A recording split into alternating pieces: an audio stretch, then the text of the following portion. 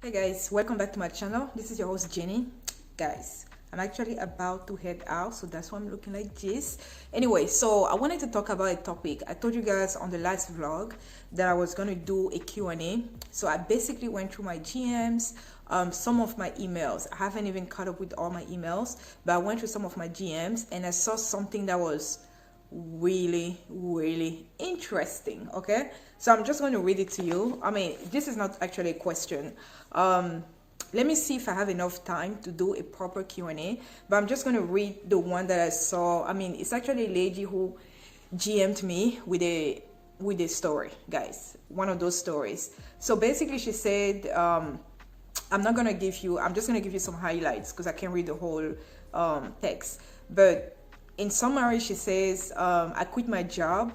I used to live abroad, quit my job, moved to Cameroon. So which means that maybe she's Cameroonian, I don't know. Moved to Cameroon for him. And now he's distant and doesn't want to get married. What do I do? And then she goes on explaining how he promised a beautiful life for them and how he doesn't want that anymore.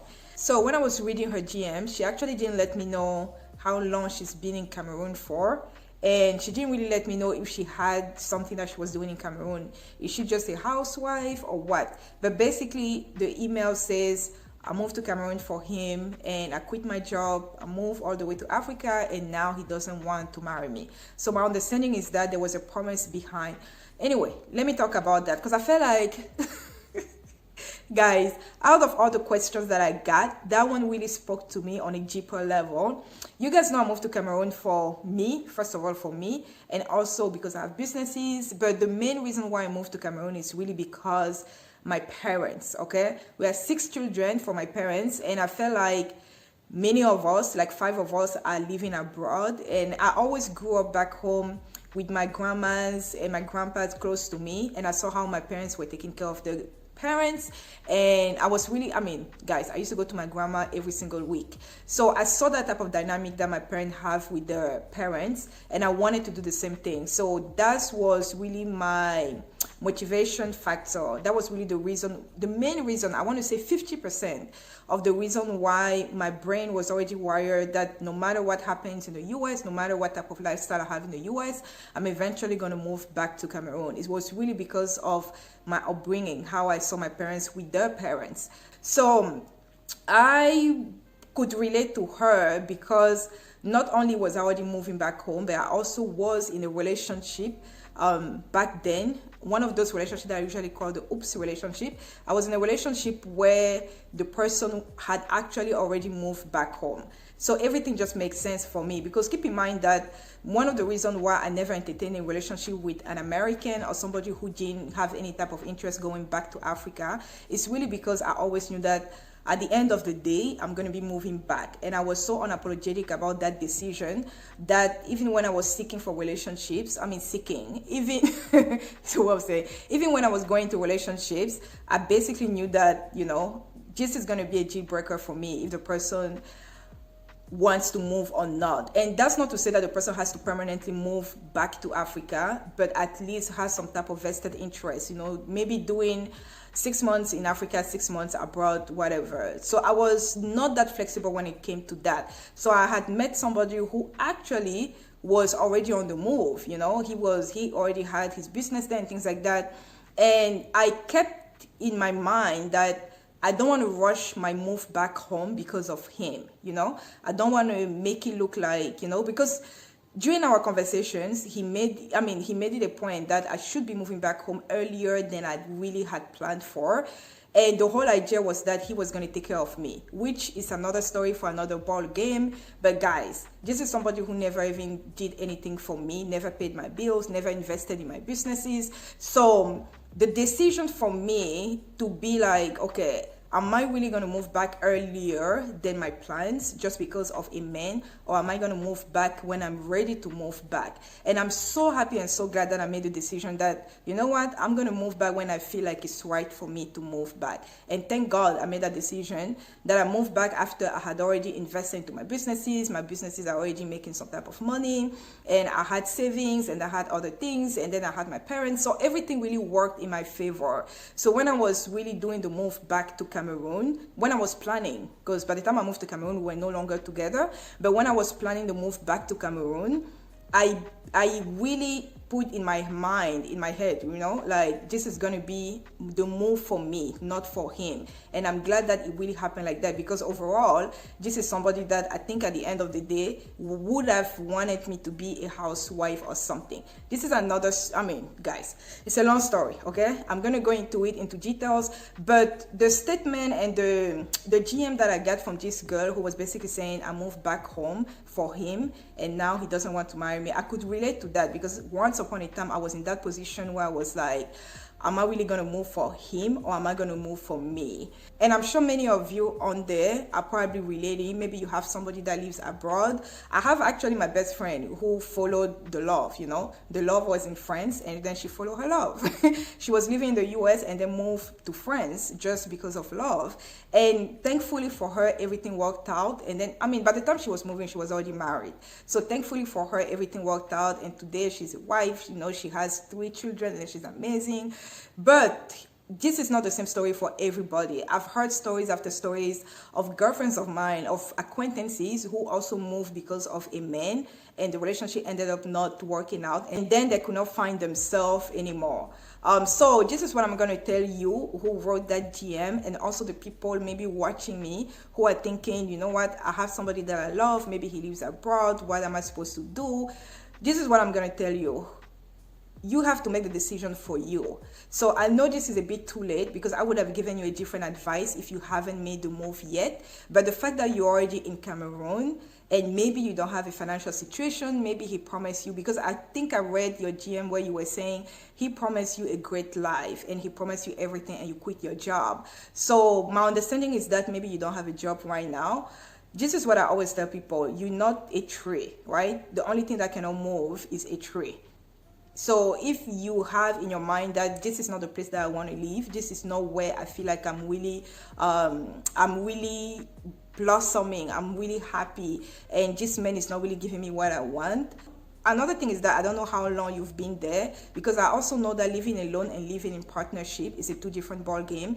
Maybe there are some compromises that you have to do, maybe communication, you have to talk to him and so forth. But if you feel like you've tried everything, and this is not it, because on your GM you mentioned that he did not want that relationship anymore. So I just don't see the reason why you should even be there anymore. You did have a life back in Europe, so I would advise you that regardless what people are going to say, regardless what the naysayers and your friends, because there are always going to be people saying, oh my God, she thought she was going to be happy, blah, blah, blah, blah. Of course, there's always going to be people. And I think many of the decisions that we make on the regular is based on what other people will say about us. So I hope you're not really in that position where you cannot make the move back to your country just because you are thinking, what are people going to say? So just, you know, I know this is hard. I know this is not easy, but you have to get your life back. And guys, like, I will never, ever, this is what I always say, I will never betray myself, my happiness, for somebody else. You see what I mean? Like, because the person who is for you is only going to be improving your life. That person is always going to be adding to what you already have. So if you had a life of really like good moments, you know, you were smiling all the time, you were in a good mood and things like that, that person should be able to uplift your spirit as well. Being in a relationship where you don't feel value, being in a relationship where you feel like, you know, somebody is not really understanding you, and then you even said in your GMs that he no longer wants to marry you. So my answer is straightforward. Just move back to where you were before. Even though in the first place, I know when you move to a different country, you usually give up your apartment, your house, your job, and all of these things. If that means you have to start from scratch, go ahead and start from scratch, because that's what it's going to take. Guess what? Go ahead and start from scratch. Don't have this thing in your mind saying that you are a failure, because you are not a failure. There are so many experiences that in life that we go through, and some of them are there to teach us something. Some of them are there to make us grow. So I'm hoping that this experience is teaching you at least something, that don't betray yourself because somebody else promised you the world. You see what I mean? So that being said, I know I'm talking, I'm blabbing and everything, but bottom line is, girl, get your stuff and go back to where you were. I'm sure there's going to be somebody who's going to be willing to host you until you get your things together, you know, and then you now can move into your own place, have a better job, and so forth. So don't be in the position where you feel like you are crippled, because there's always going to be light at the end of the tunnel. So whenever I'm going through a tough time, whether it's in my relationships or whether it's my businesses, or even just, you know, in terms of health, I always remember that this is just a bad season that I'm going through. There's always going to be light at the end of the tunnel. So if you can, you know, afford buying a flight ticket, or you can ask a friend to loan you some money, get a flight ticket and go back to where you were before and start all over, you know. I'm sure you already had a financial situation wherever you were in the first place, because if you did say you had a job, it means that you have something on your resume that you can always go back and start all over again. So I hope that's going to be something that, you know, you will really take home and really make a decision right now. There's no point to waste any more time and any more tears and any more, I don't know, sleepless night just thinking about what you did wrong or how much of a failure you are, because this is not a failure, right? The fact that you believed in love, that you tried to do something and you tried to follow love, doesn't mean that you failed. It simply means that it didn't work out. So get your ish together and go back to where you were. So anyway, that was one of the, I was going to make this one into a Q&A, but I got this comment and it just touched me to the bottom of my soul, because I have many, not many, but some of my girlfriends who also made the move to a foreign country because of a man.